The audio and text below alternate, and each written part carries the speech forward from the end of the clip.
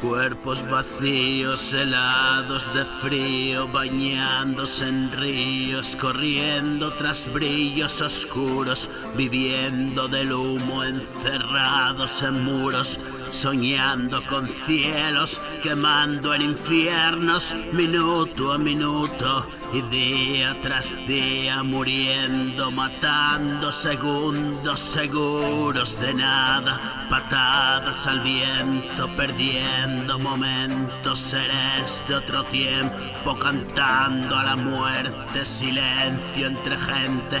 Amigo, detente, la suerte viene a visitarte, vestida de negro, mostrando el reflejo del miedo en mi rostro.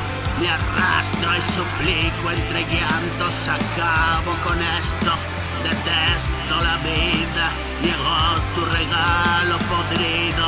Me harto y me duermo, despierto del sueño, me mientes de nuevo. ¿Qué has hecho conmigo? ¿Qué mierdas es esto? Mis restos perdidos son días extraños, solo y de camino. No estoy vivo, estoy muerto.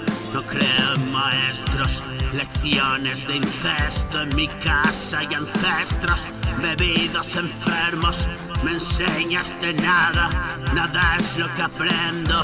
Me ahoga el recuerdo, 1000 noches de invierno, buscando tus ojos. Mi vida es solo un desalojo, montones de muebles atestan la calle. Camino sin rumbo en un valle de escombro. No hay manos tendidas ni hombros. Los hombres me dejaron solo.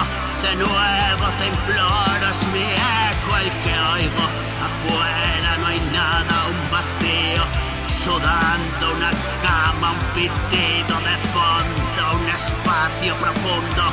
Estuve en otro mundo. Toqué lo más hondo, un eterno segundo, marcado recuerdo, apuro el instante, vienes a mi encuentro, un abrazo partido por ese momento.